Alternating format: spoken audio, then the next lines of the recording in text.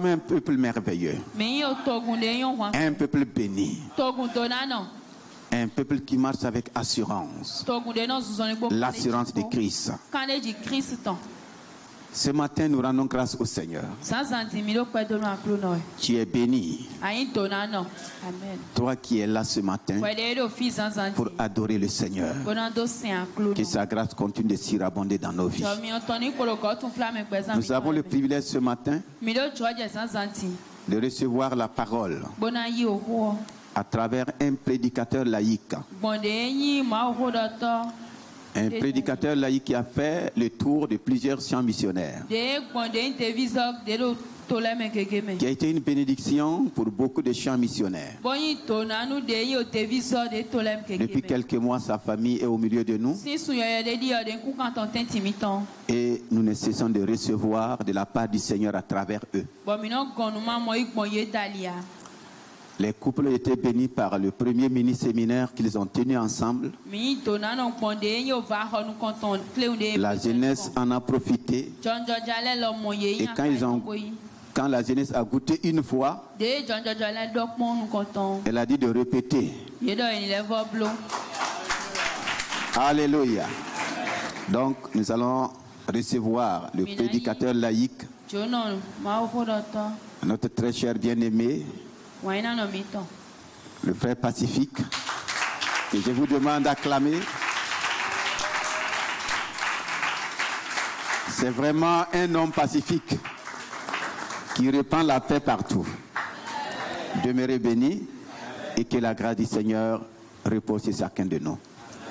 Et bonne écoute à chacun de nous.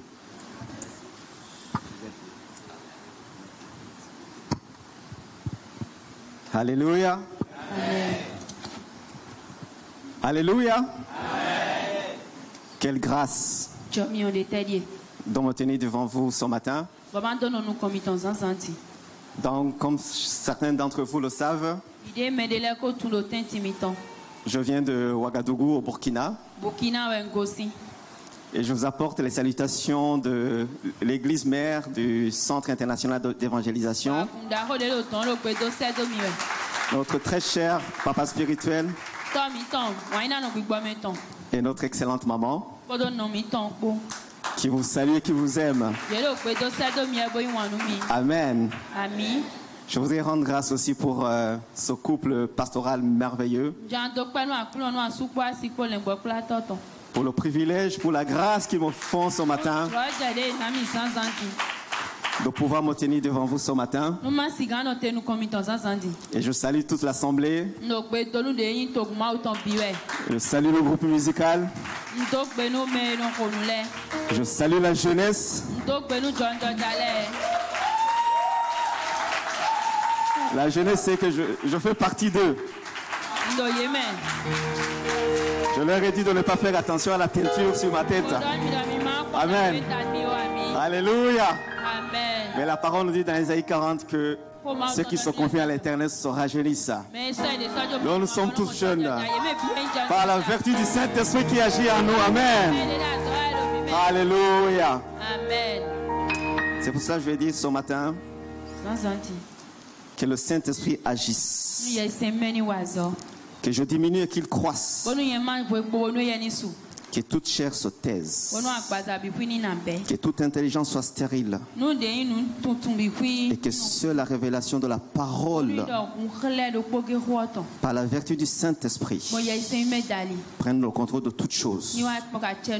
Et que tout esprit qui ne confesse pas Jésus, Jésus-Christ de Nazareth, soit exclu à jamais de ce milieu.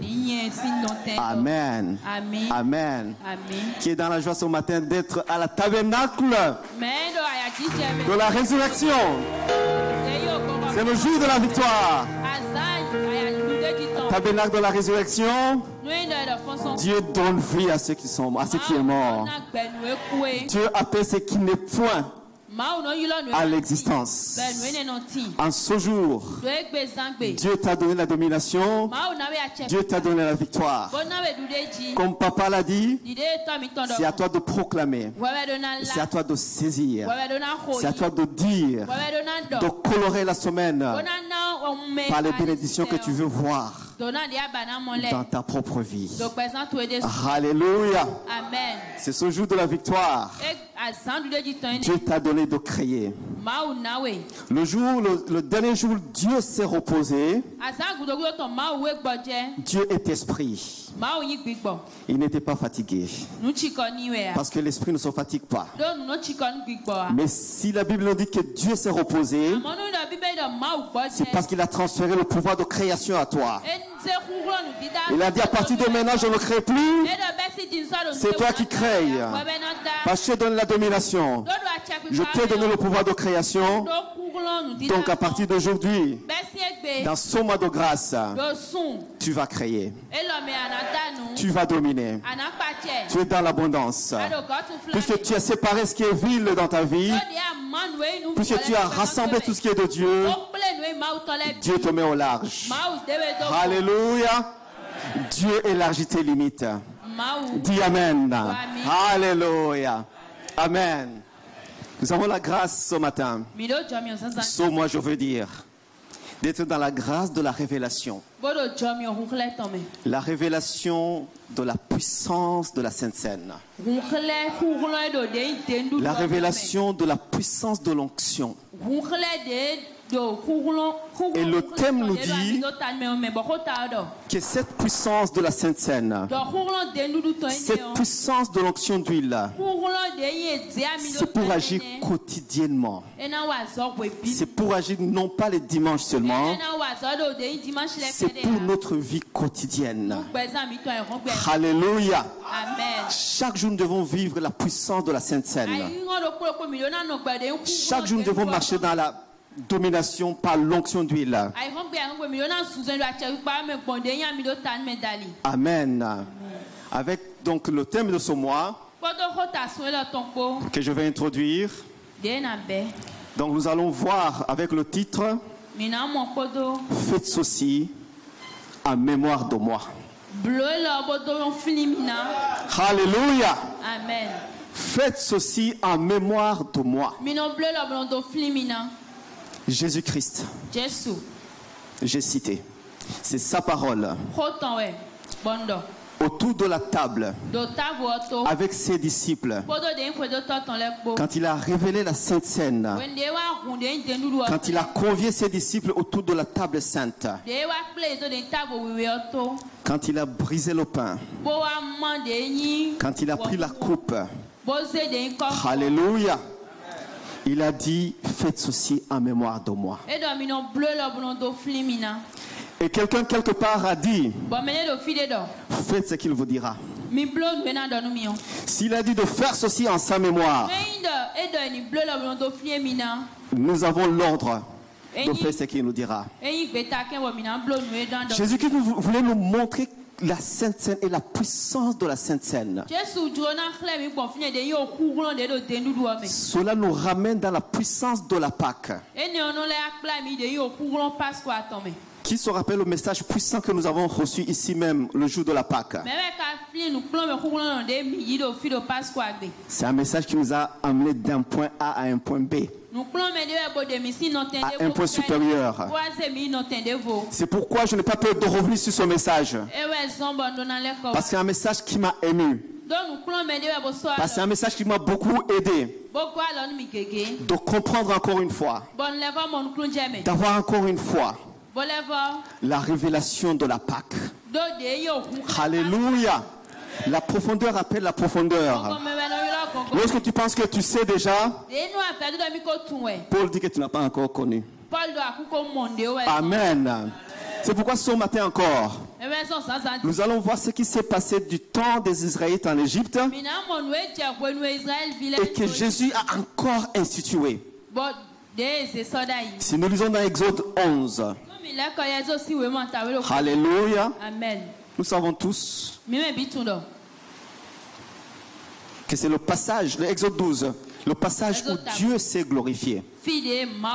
L'Éternel a montré la différence entre les Égyptiens et les Israélites. L'Éternel a mis une séparation entre le monde et ses enfants. Amen. Nous allons lire le premier verset. Exode 12, le premier verset. L'Éternel dit à Moïse et à Aaron dans le pays d'Égypte.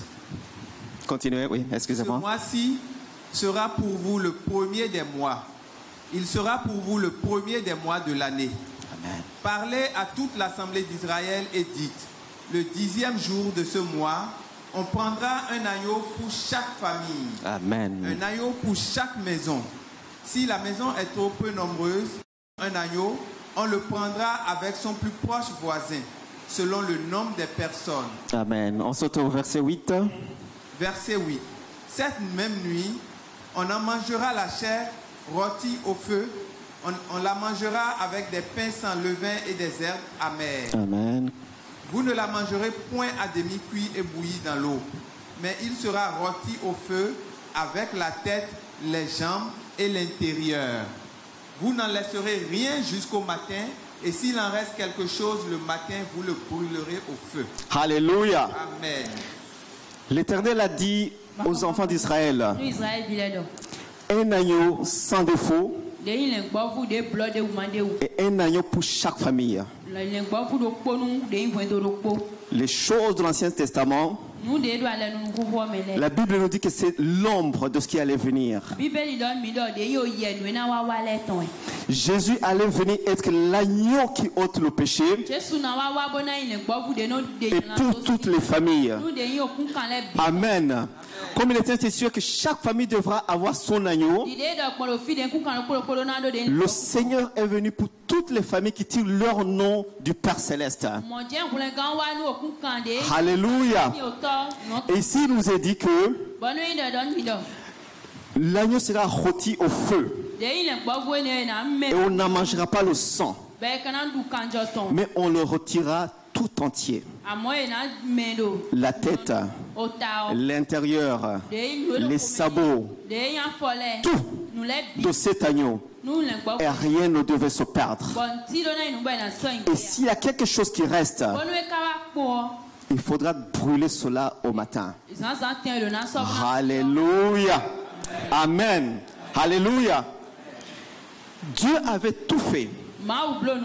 Dieu avait fait des miracles au milieu du peuple d'Israël. Dieu avait produit des signes devant Pharaon. Mais Pharaon avait endurci son cœur. Pharaon a dit qu'il ne laissera pas le peuple partir adorer son Dieu. Pharaon a dit qu'il ne va pas lâcher le peuple, ne va pas libérer le peuple. Mais la Pâque, l'agneau immolé, cette Pâque-là annonçait la délivrance. Cette Pâque-là annonçait la libération. Alléluia. Dieu dit que vous mangerez cet agneau. À cette époque-là, Dieu avait dit que vous ne mangerez pas le sang. La Bible nous dit que la vie est dans le sang. Et l'âme est dans le sang. Alléluia. Et comme Dieu ne voulait pas que le peuple d'Israël tire l'âme de l'animal en eux, c'est pourquoi il avait interdit aux enfants d'Israël de manger le sang. Alléluia. Ils devaient retirer cet agneau au feu et le manger tout entier, avec l'intérieur, avec les sables, tout. Amen. Des années et des années plus tard, Jésus-Christ de Nazareth. Amen. Après la chute de l'homme, quand l'homme a chuté, Dieu avait un autre plan. Dieu avait un plan pour la rédemption. Dieu n'a pas cherché un agneau sans défaut pour délivrer l'homme. Dieu lui-même s'est donné à travers son fils. Son fils non pas sans défaut, mais son fils sans péché. Alléluia. Son fils sans péché. Pour venir prendre le péché du monde. Pour venir délivrer le monde de son péché. Il a fallu encore sans péché. Et qui d'autre était saint si ce n'est Dieu lui-même. Dans le conseil de sa volonté, Dieu dit qu'il a cherché. Il n'y avait personne. Jusqu'à ce que le fils dit, je suis prêt, papa. Je suis prêt, Seigneur. Je suis prêt, Père, pour racheter mon peuple, pour racheter cette église, pour racheter ceux qui sont tombés dans le péché. Il est venu sur la terre à travers une femme pour avoir la chair comme toi, pour avoir la chair comme moi. Alléluia. Amen. Et au temps marqué, parce qu'il est venu accomplir une mission, au temps marqué, il savait que son heure allait venir. Il savait que son heure allait venir. Et comme l'agneau fut immolé, il savait que lui-même devrait être immolé. Parce que la Bible nous dit dans Hébreux 9, verset 22, que sans effusion de sang, il n'y a pas de pardon de péché. Il savait qu'il devait verser son sang pour que toi et moi nous soyons délivrés, pour que toi et moi nous soyons libérés, pour que toi et moi nous soyons dans la victoire. Il a su qu'il devait être brisé. Il y avait la révélation du prophète Ésaïe. Dans Ésaïe 53, Ésaïe l'avait déjà dit. Amen. Qu'il plaira à l'Éternel, qu'il a plu à l'Éternel de le briser. De le briser pour toi, de le briser pour moi. Toutes les souffrances qui devaient être sur moi, qui devaient être sur toi, la Bible nous dit que la punition, que les souffrances que moi je devais endurer, cette punition est tombée sur lui. Et dans ses meurtrissures, j'ai la guérison. Amen. Dans ses meurtrissures, j'ai la délivrance. Dans ses meurtrissures, j'ai la libération. Mais la Bible dit, mais qui a cru? C'est tellement simple. Que quelqu'un vienne et qu'il dise qu'il va prendre vos péchés et qu'il sera crucifié. Mais la parole de Dieu était sortie. Et en mangera le fruit ceux qui croiront. Ceux qui croiront en cette parole, en ce que Jésus a accompli, ceux-là recevront les bénéfices de l'œuvre achevée. Parce que ce qu'il a fait avec les disciples autour de la table de la Sainte Seine, pour cette Pâque-là, il était en train d'annoncer sa mort.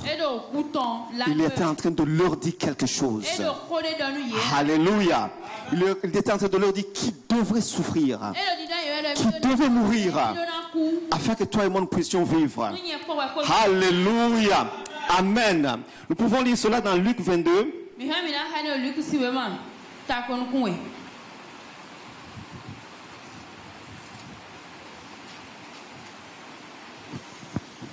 Premier verset et puis le verset 7. Luc 22. La fête des pains sans levain, appelée la Pâque, approchait. Amen. Verset 7. Verset 7. Le jour des pains sans levain, où l'on devait immoler la Pâque, arriva. Amen. Merci. Maintenant, vous sautez alors au verset 15 et la suite. Le verset 15.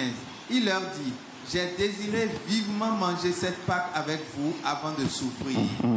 Car, je vous le dis, je ne la mangerai plus jusqu'à ce qu'elle soit accomplie dans le royaume de Dieu. Amen. Et, ayant pris une coupe et rendu grâce, il dit, prenez cette coupe et distribuez-la entre vous.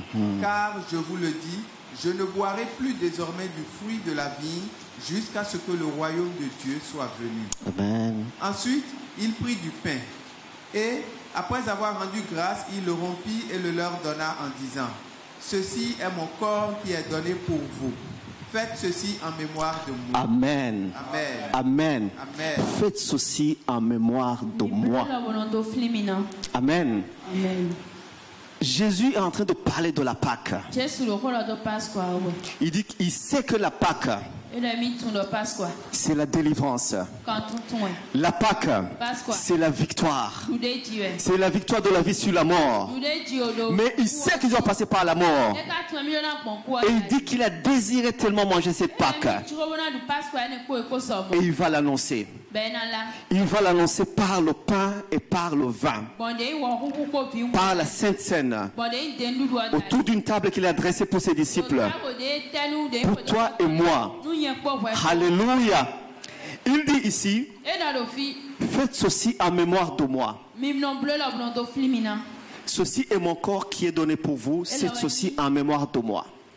Il est en train de donner la révélation de son corps. Son corps sur lequel le péché du monde va aller. Ce corps qui va porter ton péché, qui va porter mon péché. Alléluia. Il est en train de dire qu'il y aura ce transfert de vos péchés sur lui, sur son corps. Que c'est ce corps-là qui sera brisé.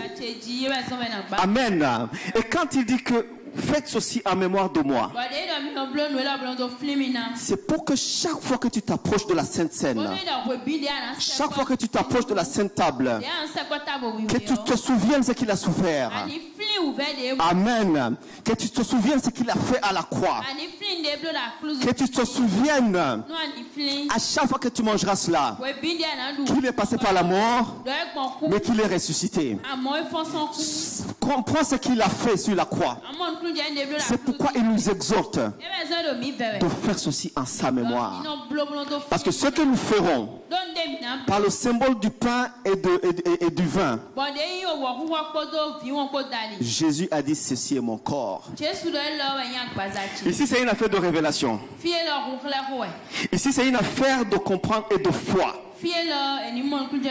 Quand on s'approche de la Sainte Table, quand on nous sert les éléments, si dans ton intelligence c'est toujours du pain que tu reçois, c'est une coupe de vin ou de jus que tu reçois, tu ne seras même pas rassasié parce que c'est tellement petit.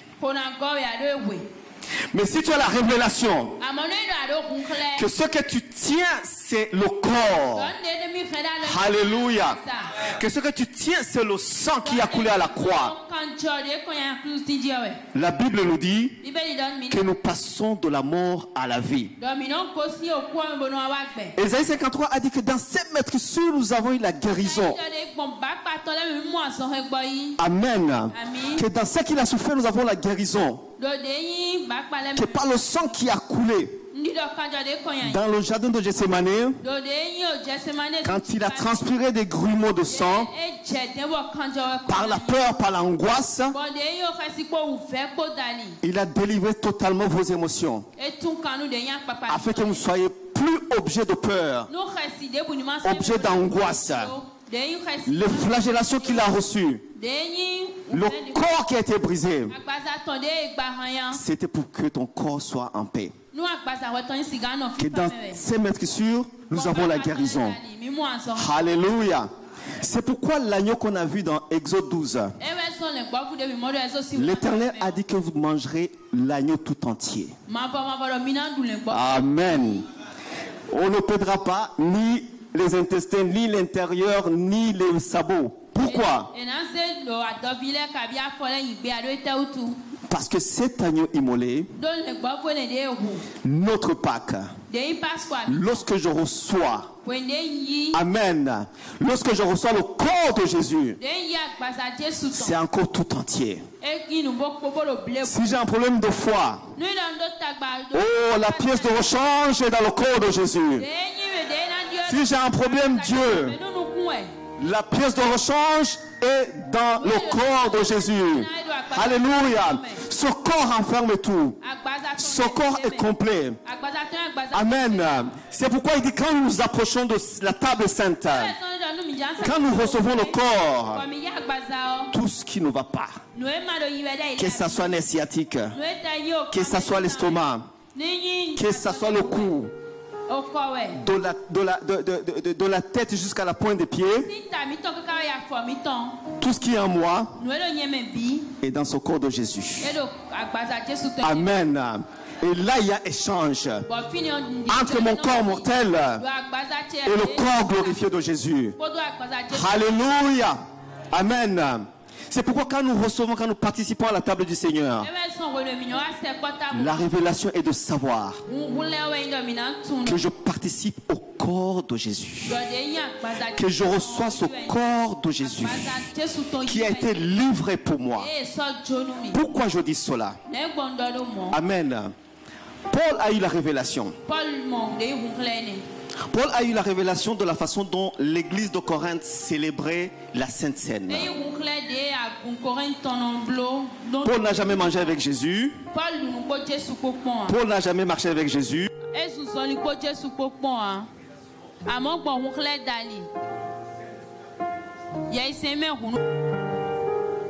Par le verset 23.